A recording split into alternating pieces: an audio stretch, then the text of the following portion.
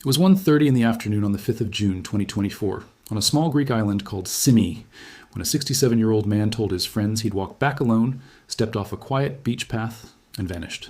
No phone. No water bottle. No warning. Within hours, his wife realized something was terribly wrong. He wasn't answering. He wasn't where he said he'd be. And on an island of steep goat trails, sheer cliffs, and blistering, unforgiving heat. Every minute that passed made the outcome feel worse. By nightfall, more than 100 volunteers, local police officers, coast guards, drone units, and specially trained sniffer dogs were tearing apart a rocky, sun-scorched coastline in temperatures pushing past 40 degrees Celsius. Searching for a man the whole of Britain recognized instantly from their television screens. News of the disappearance ripped through British media within hours. Was he lost? Had he collapsed? Had he fallen from a cliff edge into the sea? 4 unbearable days later, the search would end, but the questions would not. Why did he leave his phone behind? Why did he take an unmarked path in blistering heat? And how did one of the most health-obsessed men in the country, someone who had spent decades studying the human body and teaching millions how to live longer, end up collapsing alone on a hillside, hidden from the very rescuers who were desperately looking for him just meters away? This is the story of Dr. Michael Mosley, the man behind the 5-2 diet, all of the BBC's most fearless human guinea pig, and one of British television's most trusted voices for almost 4 decades.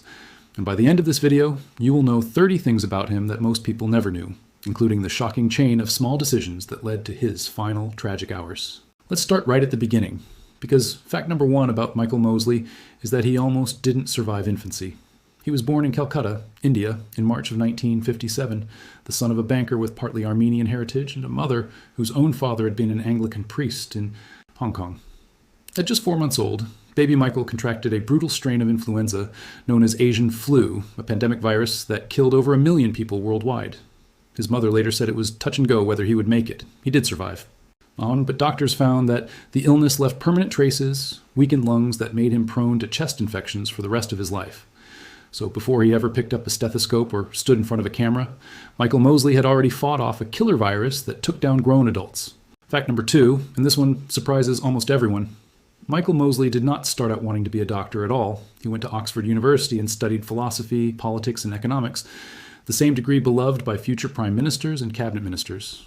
After graduating, he didn't head into medicine or media. He went straight into investment banking. Picture that for a second. The man who would later become famous for swallowing tapeworms on camera started his career in a suit, crunching numbers in the financial world. It didn't last. He found banking unfulfilling and made the decision to retrain completely, enrolling at the Royal Free Hospital School of Medicine in London to become an actual doctor. Fact number 3, and this detail rarely gets mentioned, when Mosley first switched from banking into medicine, he didn't intend to become a general physician at all. He was actually training with the specific goal of becoming a psychiatrist, drawn to the idea of understanding the mind rather than just the body. But somewhere along the way, he became disillusioned with psychiatry as a profession. So after all those years of study, after qualifying as a fully trained doctor, Mosley made yet another huge U-turn. Instead of practicing medicine, in 1985, he joined the BBC as a trainee assistant producer. So here is a man who trained as an economist, then trained as a doctor with dreams of becoming a psychiatrist, and ended up choosing none of those paths directly, instead fusing all of that knowledge into an entirely new career as a science broadcaster. It's almost impossible to imagine British health television without him, yet his path there was anything but obvious, and it very nearly didn't happen at all. Fact number 4 takes us to 1994, when Mosley made one of the most important documentaries of his career, a Horizon episode called Ulcer Wars. At the time, doctors and the public alike believed stomach ulcers were simply caused by stress, fog, spicy food, and a hectic lifestyle, an assumption so widely accepted that almost nobody questioned it. Mosley's documentary told the story of 2 Australian scientists, Robin Warren and Barry Marshall, who had discovered, against enormous professional skepticism, that ulcers were actually caused by a bacteria called Helicobacter pylori. Marshall was so convinced of his theory that he had famously drunk a petri dish of the bacteria himself just to prove it could cause illness in a healthy person. This wasn't just an interesting TV episode, it genuinely changed medical practice across the country. Within just a couple of years, studies found the documentary was cited as one of the most important single factors influencing how British general practitioners prescribe treatment for ulcers, moving away from stress management and towards simple antibiotics. Marshall and Warren would go on to win the Nobel Prize in Medicine in 2005, over a decade after Mosley had already helped bring their overlooked discovery to a mainstream British audience. Fact number 5. That same year, 1995, Mosley was named Medical Journalist of the Year by the British Medical Association. That's an extraordinary achievement for someone who, remember, wasn't even a full-time doctor anymore. Fact number 6. In 2002, Mosley was nominated for an actual Emmy Award. He worked as executive producer on a BBC Science documentary called The Human Face, presented by John Cleese, featuring an eclectic cast of famous faces, including Elizabeth Hurley, Pierce Brosnan, and David Attenborough. Most people know Mosley purely as the diet guy or the guinea pig doctor, but here he was, behind the scenes, producing Emmy-nominated television with genuine A-list talent. Across his career, he also picked up a Royal Television Society Award, and he produced or presented other landmark series, including Inventions That Changed the World, Medical Mavericks, and The Story of Science, quietly building one of the most substantial back catalogs in British science broadcasting, long before most casual viewers ever knew his name. Fact number 7 is where things start to get genuinely wild, because Mosley became famous for something almost no other TV presenter would ever willingly agree to, using his own body as a living, breathing science experiment week after week, year after year. For a BBC 4 documentary called Infested, he deliberately infected himself with parasites, including live tapeworms, and lived with them growing inside his own gut for 6 full weeks, just to show viewers exactly how these creatures behave and affect the human body from the inside out, something almost no broadcaster in the world would risk on themselves for a television audience. Fact number 8, the tapeworms weren't even his most stomach-churning experiment. For a documentary called The Wonderful World of Blood, Mosley had actual black pudding made using a sample of his own blood, then sat down and ate it on camera without flinching.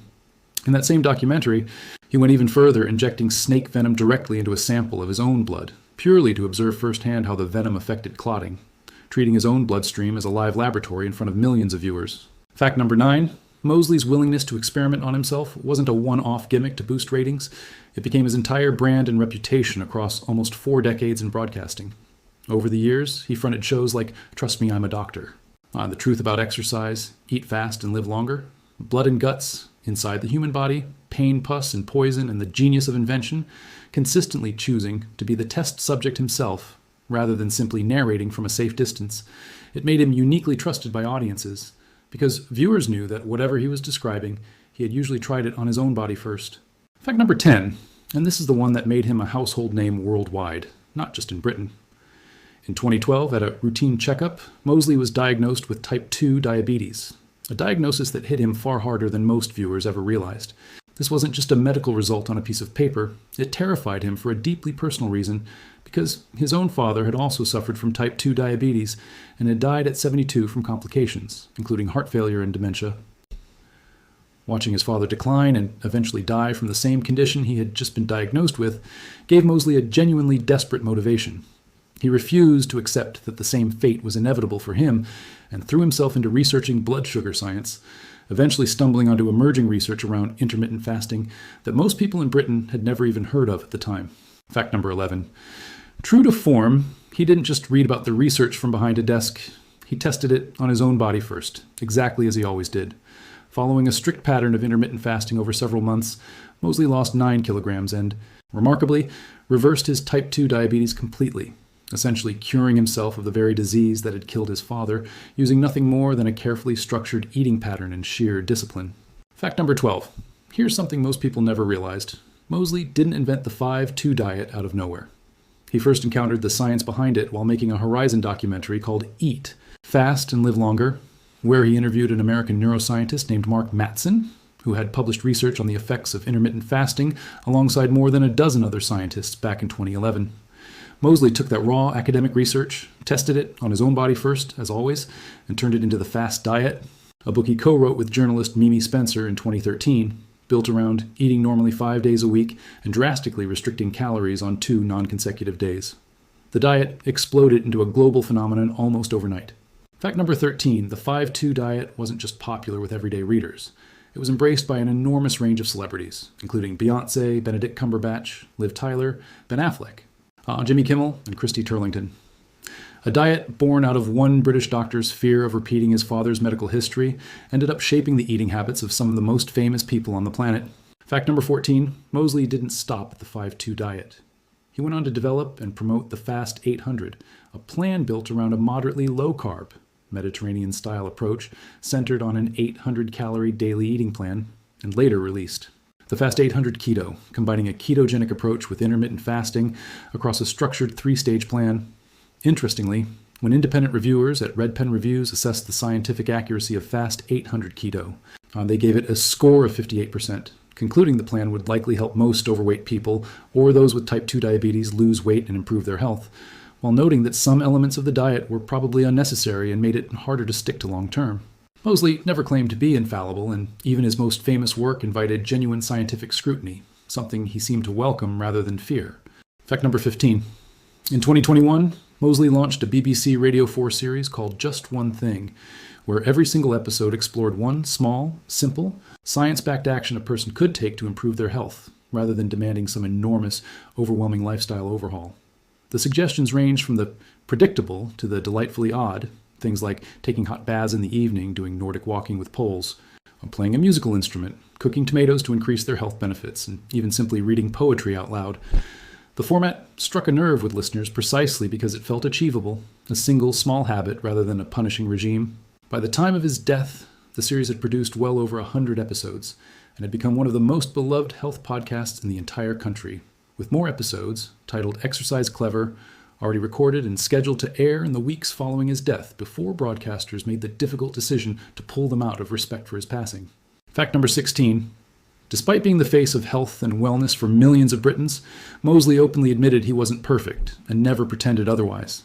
In one of his final recorded interviews, given at the Hay Festival less than 2 weeks before he died, he confessed that he actually found it genuinely challenging to practice many of the health tips he preached on his own programs, admitting that knowing the science didn't automatically make the discipline any easier in real life.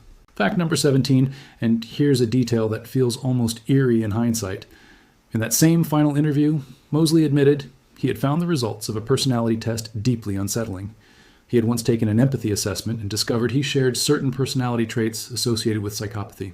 The psychologist running the test reassured him that plenty of people without psychopathic tendencies share these particular traits, but Mosley told The Guardian he remained a little rattled by it, saying he was reasonably confident he wasn't a psychopath, but admitting there was always a risk.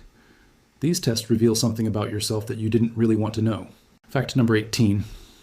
Despite decades of promoting healthy eating to the entire nation, Mosley wasn't immune to a sweet tooth himself and never pretended to be some kind of nutritional saint. He openly admitted to a genuine weakness for milk chocolate and donuts, the sort of treats you'd least expect from the man telling everyone else to cut back on sugar. Fact number 19, he also had a serious caffeine habit, drinking 4 to 5 cups of coffee every single day. But rather than treating this as a guilty vice, Mosley pointed to large-scale research linking regular coffee consumption to a reduced risk of death overall, including a notably reduced risk of suicide, and he argued it appeared to genuinely improve mood without harming gut health, as long as you didn't push much beyond 4 or 5 cups, at which point he admitted the benefits started to wear off and the downsides crept back in. Fact number 20. For all his adventurous eating on camera, from blood pudding to parasites, there was one humble vegetable Mosley could never bring himself to enjoy: Brussels sprouts. He admitted he had tried cooking them every possible way he could think of, including wrapping them in bacon, and still could not greet them with any real enthusiasm, a small, oddly relatable admission from a man who had eaten far stranger things for the sake of science. Fact number 21. Mosley met his wife, Dr. Claire Bailey, at medical college at the Royal Free Hospital Medical School in London, back when they were both still training to become doctors. They married in 1987 and stayed together for the rest of his life. Claire went on to become a practicing general practitioner in her own right, and built a second career as a parenting expert, founding her own website on the subject, before retiring from general practice in 2022. Together, they had 4 children, a daughter and 3 sons, including one son who went on to study medicine himself, continuing something of a family tradition that stretched all the way back through both of his parents' careers. Fact number 22. Mosley's honors extended well beyond television award ceremonies. In 2017, the University of Edinburgh awarded him an honorary doctorate of science, a formal academic recognition of the impact his decades of broadcasting had made on public understanding of health and medicine. An especially meaningful honor for a man who had once walked away from formal medical practice entirely to chase a career in television that almost nobody around him understood at the time. Fact number 23. In a 2019 BBC documentary specifically about sleep, Mosley revealed something surprising. For a man so associated with optimizing health, he suffered from chronic insomnia himself, Another example of him turning his own struggles into material that could help his audience. Now, here is where the story turns dark, because everything that made Michael Mosley who he was, the curiosity, the fearlessness, the refusal to sit still, is tangled up in the final days of his life. Fact number 24, in early June of 2024, Mosley and his wife Claire were on a relaxed summer holiday on the small Greek island of Symi with a small group of friends, the kind of low-key getaway he'd taken many times before. On the 5th of June, the group arrived by ferry at Petty Beach and later made their way over to Agios Nikolaos Beach for a swim and some time in the sun. Around 1:30 in the afternoon, with the group in no particular rush, Mosley decided to walk back to their villa alone rather than wait around for everyone else to finish up, choosing a route along the rocky coastline that he believed, based on a map, would take him roughly an hour on foot. Fact number 25, and this is the detail that baffled investigators and the public for months afterward, Mosley did not have his phone with him when he set off. It later emerged, through the coroner's report, that he had deliberately left his phone behind at the villa that very morning, specifically so it wouldn't get splashed or damaged during the ferry crossing earlier that day. It seemed like such a small, sensible, practical decision in the moment. In hindsight, well, it turned out to be the single detail that sealed his fate, because when something went catastrophically wrong on that walk, there was no way for him to call for help, and no way for his family or the search teams to track his location using GPS or phone signal. Fact number 26. Temperatures on Symi that day soared past 40 degrees Celsius. Brutal, punishing heat, especially across rugged, exposed, rocky terrain with almost no shade and no easy escape route. When Mosley failed to return to the villa as expected, his wife and friends grew increasingly anxious and eventually raised the alarm with local authorities. What followed was one of the largest search operations Greece had seen for a missing foreigner in years, involving local police, Coast Guards, drone units equipped with thermal cameras, and specially trained search dogs, alongside more than 100 volunteers combing the island by land, sea, and air, working in relentless heat themselves. Fact number 27, CCTV footage later recovered from a restaurant in the village of Petty showed Mosley passing by roughly 20 minutes after he set off, confirming he had made it partway along his intended route, moving normally, showing no obvious signs of distress. But that footage only deepened the mystery rather than solving it, because officers then had to work out where he went after that point, and why. If he had taken a different or unexpected route toward the port town, he never emerged on the other side. One investigating officer told reporters at the time that the mystery had only deepened, admitting they were no nearer to understanding whether he had simply slipped and fallen somewhere along an unexpected path. For 4 excruciating days, his wife Claire stayed on the island, watching search teams comb cliffsides and coastline while international news outlets picked up the story of the missing British TV doctor, turning a quiet Greek island holiday destination into the center of a nationwide vigil back home. Fact number 28. After 4 agonizing days of searching, Mosley's body was found on the 9th of June in a rocky area near Agia Marina, close to a beach resort but hidden outside the usual walking paths, tucked away where searchers on foot simply couldn't easily see him. His wife Claire later said that in some strange way it gave the family a small measure of comfort to learn he had come devastatingly close to making it, saying he had completed an incredible climb, taken the wrong route, and collapsed somewhere he couldn't be spotted by the extensive search effort. Fact number 29. An initial post-mortem found no injuries on his body that would explain his death, ruling out any kind of fall trauma severe enough to have killed him outright. And a Greek police spokeswoman told the BBC that the early evidence pointed toward death from natural causes, with an estimated time of death around 4 in the afternoon on the day he vanished, just hours after he set off on what was meant to be a short, simple walk back to his villa. Following a full inquest held in Buckinghamshire in December of 2024, months of toxicology and histology testing later, the coroner ultimately ruled the precise cause of death as unascertainable, but concluded it was most likely attributable either to heat stroke, brought on by the extreme temperatures and grueling exposed terrain, or some unidentified underlying medical event that struck him suddenly while alone on the hillside. The coroner added that his death may have resulted from a medical event or a non-traumatic accident, essentially a fall or collapse without any external violence involved. Both foul play and suicide were formally and definitively ruled out, closing the door on months of online speculation and tabloid theorizing. Fact number 30, and this is perhaps the most fitting final fact of all.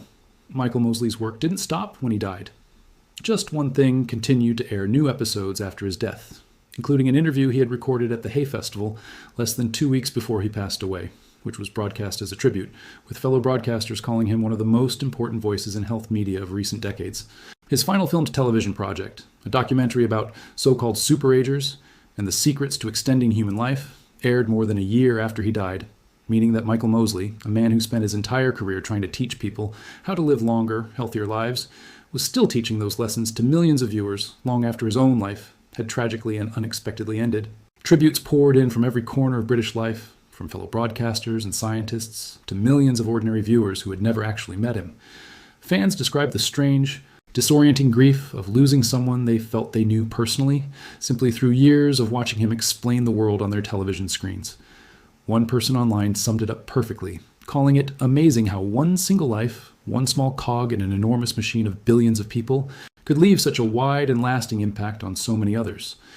Colleagues from the BBC remembered him as someone who never talked down to his audience, who treated ordinary viewers as intelligent people capable of understanding real science if it was explained honestly and without pretension.